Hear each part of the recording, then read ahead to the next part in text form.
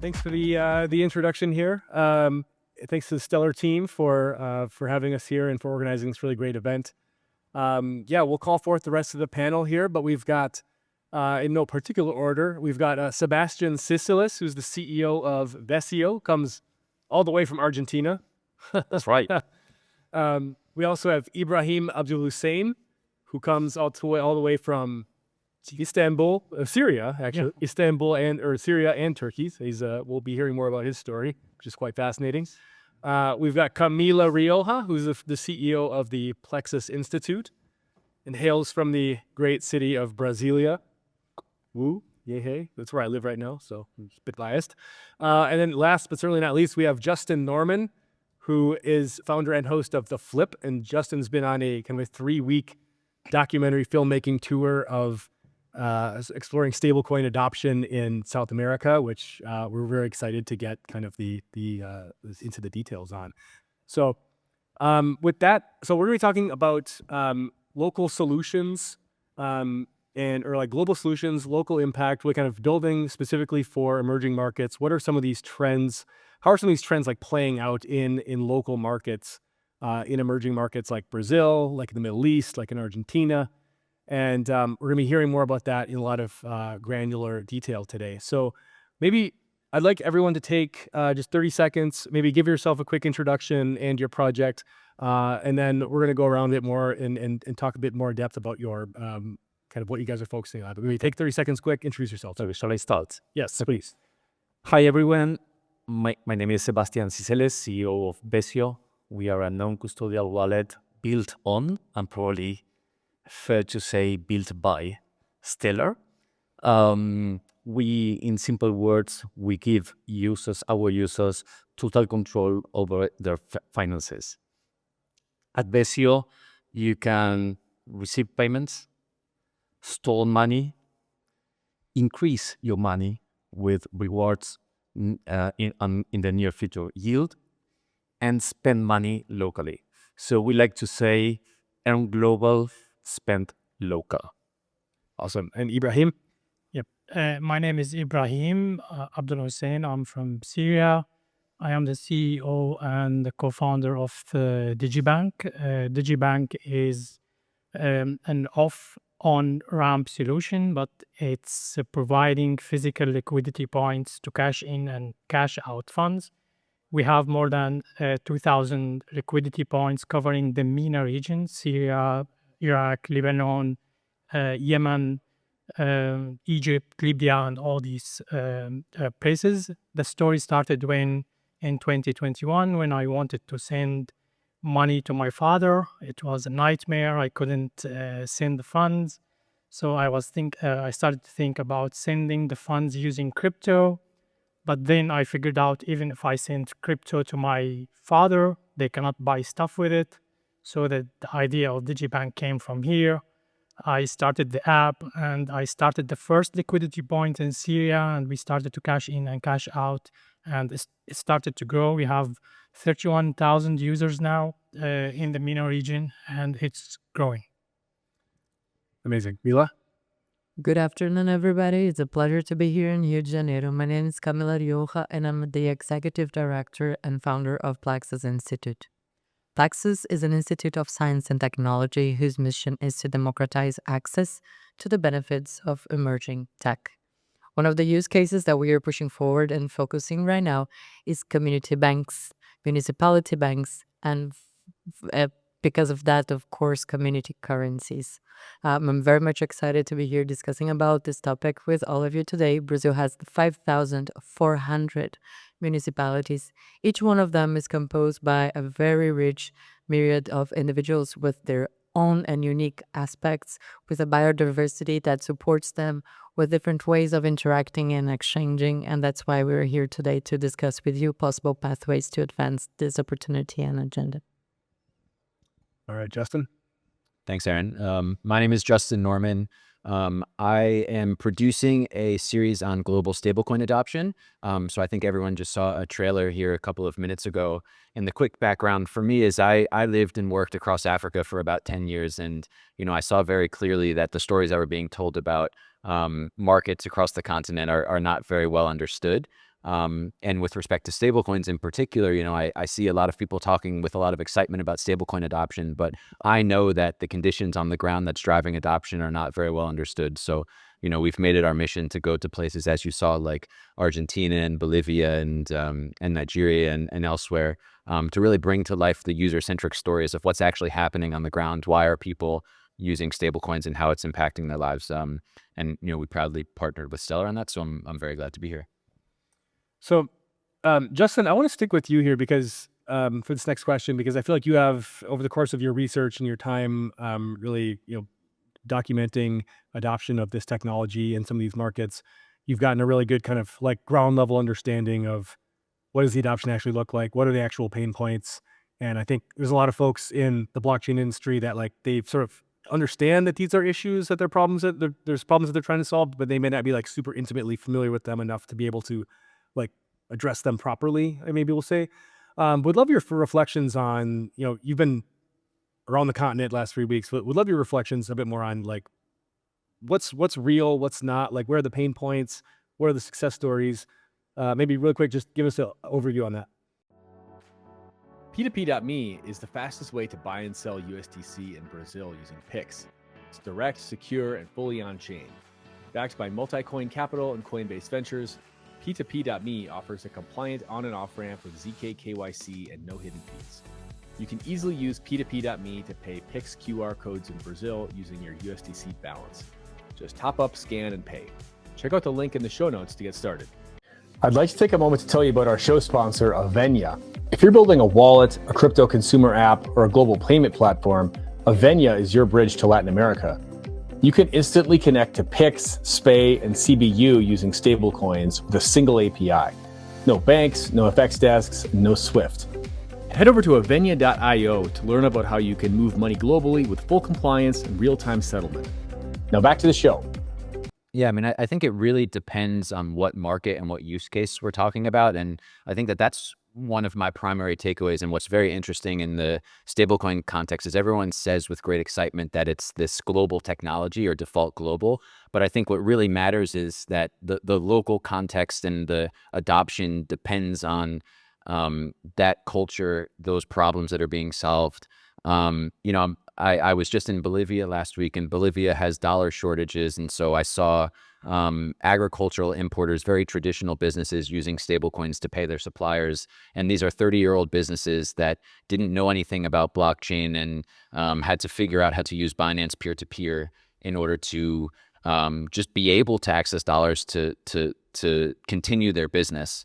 In Argentina, I think a lot of people talk about hyperinflation, but I think hyperinflation was a little bit lower down on the list. I learned in terms of, some of the reasons why people are using stablecoins. There's, of course, taxes and distrust of government, and the hyperinflation has went away a little bit. So, I think overall, though, my lesson, and, Seb, I don't want to speak on Argentina. Maybe you should speak more about that.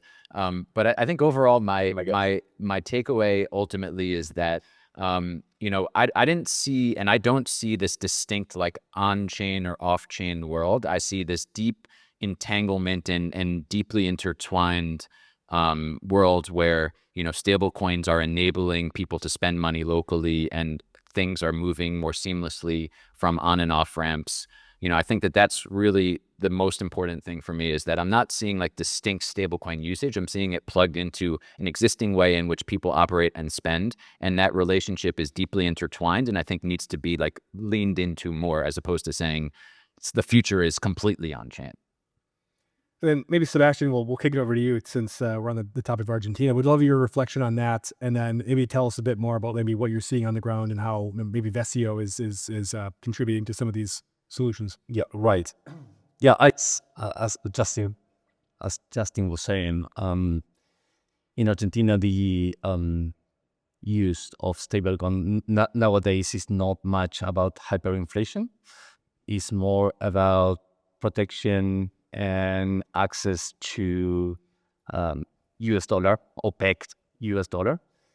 But this is like very recently. A few years ago, many of you here know what Argentina was going through, and having access to USDC or USDT was a matter of survival, rather than speculating with US dollar or Argentinian pesos. On the other hand, just for you to know, in only 1 year, Argentina had 200% of inflation. In Brazil, probably you had 200% in 10 or 12 years. So in Argentina, it was a matter of survival. In Brazil, it's probably something more about empowerment and convenience. So two very similar markets, neighbors, are using stablecoins or have been using stablecoins completely differently. If many of you were here early this morning, you probably heard Daniel saying that the stablecoin was firstly used to store money and now is being used. So we are working on to here with my tech team that are here in the front. We are working on providing our users more and better ways in order to off-ramp this USDC having there. So we are currently enabling people to make PIX payments, QR payments, withdraw via MoneyGram is a trusted partner that we have, withdraw to bank accounts, and not giving an announcement, but because we are finishing our testings, but in a couple of weeks, we are going to be the very first wallet under Stellar, allowing people to use card converting crypto to fiat at the sales point. This is something, again, if you remember early this morning, the former president of the Central Bank of Brazil said that Nubank was about to work on that. Well, we are releasing it in a couple of weeks. Amazing. Yeah. Well, thanks for that. We'll be on the lookout for that. Thanks for the scoop. Maybe Ibrahim, let's go over to you. Maybe tell us a bit more about like how you're trying to provide kind of these last mile financial services to your users in these underserved regions. Yep. Where I come from is very different. The context our country passed 14 years of war. We don't have banking infrastructure at all. We don't have MoneyGram. We don't have Western Union. The only way in our country to receive funds were using the Hawala. I don't know if you are familiar with Hawala offices. It's a traditional way to send and receive funding. It's 1,000 years old. It depends on trust between merchants to send and receive money from country to country. What we wanted to do is to use stablecoins as a settlement, international settlement layer to receive to help people who want to send remittances to Syria, for example, or Iraq or Yemen, to use stablecoins, and then we connect them with physical liquidity points where people can go and take the money in cash, because they don't trust stablecoins, they don't trust any technology, they don't have banks, they don't know the concept of banking, the concept of having a wallet that your money is there, so they have to see the funds in their hand. Merchants there and markets, they don't accept credit cards, they don't accept debit cards, they don't accept any form of digital payment, so they have to see the money cash in their hands. That's why we founded a way that you can have the cash out using receipts. As an example, I can now fund my Digibank wallet with USDC. Then I can send the funds to Syria, and I can send to my father a receipt containing a PIN code. My father will go to the liquidity point showing them the PIN code, and he will receive the funds immediately. This facilitated or made the user experience for non-tech people very, very easy. So they don't have to deal like with peer-to-peer to liquidate their coins, or they don't have to install an app to check out the funds and so on. So they only have a PIN code. they go to the liquidity point, show the PIN code, receive the funds. If they have the ability, if they are tech savvy or they have the ability to download the app, that's good. But if they don't, it's okay. Even if they don't have smartphone, they can receive it using SMS. Even if they don't have phone at all, they can receive it in a printed form and they can go and cash out the funds. So you, in a sense, you've almost maybe recreated, or you've rebuilt kind of a Western Union type of distribution model where there was nothing before, right? Yeah. You've allowed where the end user can go to this physical jurisdiction, show this code, and then basically claim their cash. Yep. So they don't necessarily be interacting with any kind of blockchain transactions or stable coins. They're just showing a code and claiming a cash, like you might do at a Western Union. But I guess the difference is that in this part of the world, there is no Western Union. That's just not an option, right? So you basically used this network to create an alternative. Yep, it's very similar to Western Union and MoneyGram. The difference is all the settlement is done using stablecoins under the hood. So we abstracted all the technicalities of crypto, blockchain, and stablecoins for users, so they can focus on only cashing in and cashing out. Amazing. Camila, let's turn to you. Tell us a bit more about the Aratu project that you're working on, and also some of the work that you've been doing with community banks, community currencies, this type of thing. Tell us a bit more about that. Interesting, because we just took a trip down different ends that are needed for this type of social solution, right? We need to understand the dynamics, the social dynamics, how they take place. This is going to impact in the type of infrastructure and tech that you're able to plug and play, the readiness of the market when it comes to solutions. But Brazil, it's something very unique and particular, right? I very much like to start by saying we're 205 times the size of Switzerland. So just imagine that, for a second, and try to imagine that we could decentralize the service providing for communities, right? To extent that is modularized and supplies or attends the necessities of each one of these communities with a particular level of individuality. When it comes to Aratu, this is one pilot that we are running in the northeast region of Brazil. The idea is helping strengthen an existing community of mainly women who harvest Aratu, which is a type of a crustaceous. Crustaceous? What's the name of crabs? Crabs, right? So they harvest the crabs and they need some sort of support. But the interesting part of this project is that community currencies in Brazil, they touch both the world of public goods, but also the world of individual and private dealings. Whenever you pay social benefits using community currencies, which is something that does happen in Brazil, right? You're dealing with public goods. So you need to have a certain level of compliance, of transparency, and the given use cases, right? That they are supposed to touch or not touch at. So to that regard, we do a joint work, and this pilot is an official pilot and part of the Brazilian network of blockchains. So what we are trying to prove is some sort of initial methodology that is going to showcase how public goods management on chain for the purposes of supporting communities could eventually take place on a greater scale. This already exists in Brazil to the extent that 180 community currencies, they already exist on Web2. And we have partnered with an institution that is related to them to, explore this use case and path forward. So this is very much interesting, Aaron, to the point that we see, because we're democratizing access to the actual benefits of emerging technology. When we say to the people, hey, you don't need to worry about what's underneath the hood. We're taking care of it. We are making sure that this is transparent. We're making sure that this is reliable.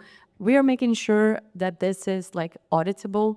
We're making sure that this is compliant with the existing legislations. And we are using this knowledge, we are using this technology to offer something in your hands that allows the money to flow where it needs to flow, just so we get the support that we need, that we buy what we need to have access to. We also want to further explore on the V2 of this pilot the different ways that like credits for this type of communities they can occur. So I would say very straightforward, like the success, the end goal of this initial pilot is to be able to demonstrate the transparency of dealing with public goods for the social benefit on a blockchain. This is victory number one. And moreover, not causing any type of like harm to the existing good work that the Web2 has done to provide for this type of individuals and societies. So this is one. The second is, okay, technology is implemented, the transparency is verified.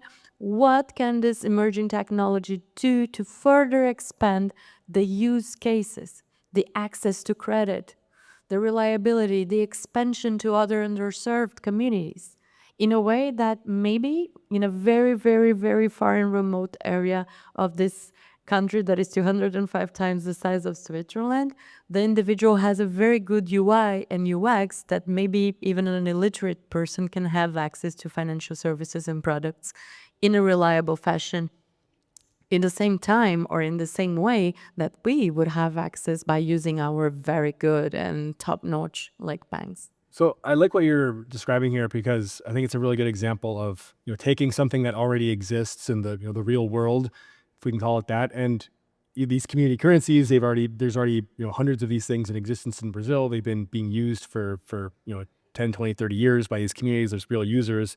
You don't have to like bootstrap a community out of nothing to like, hey guys, use this token to transact. Like they're already using these things, and you're just using this technology to bring some additional benefits to what already exists, right? The auditability, the transparency, the programmability, et cetera. Maybe Sebastian, I'm gonna turn to you here, but when you're thinking about kind of, the product design and how do you make sure that, how can you design these products for, for folks who are not crypto power users? Like these are everyday people that, they don't have the same level of knowledge that maybe people in this room have, but how do you go about designing products for this level of mass adoption in the context of Vesseo? Well, that's actually a great question because none of our users needs to know anything about crypto. Actually, when you want to go mainstream, you need to develop products easy to use, friendly, and our company is trying to keep as far as possible from these fanatic crypto guys, because we want to bring solutions to the real people, to the people that needs to protect themselves against inflation, to people that needs to travel abroad and have all their finances in the pocket. And that's our vision. I mean, work and develop products easy to use without trying to teach people what crypto or blockchain is about. I want to give you an example. I have a very close friend. He knows nothing about crypto. I asked him to send me $3,000 to my bank account yesterday. So I have the proof here. I'm a lawyer, so I have evidence. So he sent me the money. The money arrived today, this morning. It cost him $10. It cost me $25 to receive. Just imagine that, or move that into the Stellar blockchain. 5 seconds, almost zero cost, complete transparency, and I mean, it's no-brainer. I don't need to explain anyone nothing about blockchain, but to tell them free or almost free, fast, transparent. That's it. Amazing. And then Justin, I want to ask you one question, then we'll turn it back to Ibrahim for the final word here. But as you've been on this mission of just trying to document and understand stablecoin adoption here, I really want to get your takes on what we've heard from the panel so far, and also like, what do you see as maybe the really kind of like the secret sauce for like really driving adoption here? Like, what do you see as maybe the catalyst, and is it something that might be intuitive to people that in this audience? I mean, they may not have already been thinking about this. Yeah, I think what I like about being on this panel and hearing everyone talk is that everyone's focused on the last mile user, on localization of that experience, all of these projects, and the way in which the products are being launched and the way in which the users are experiencing them is very unique to each context in which they're building. And I think that that's primary takeaway for me, right? Like all of this excitement about stablecoins in general is driven by, I think, like the infrastructure layer, right? Like, how much volumes is happening with this stablecoin, or, Circle going public, or everyone's launching a new layer one, all of this stuff. But what I think is like the most important thing to me is that last mile user experience, right?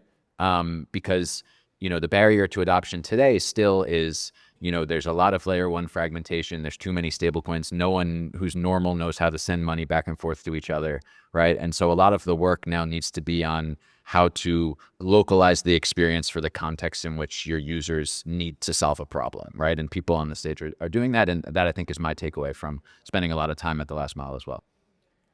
And Ibrahim, any final reflections from you? And then maybe what's next on the Digibank journey here? What's next for the users? Once they've become comfortable with this infrastructure you've built, like what comes next on the roadmap?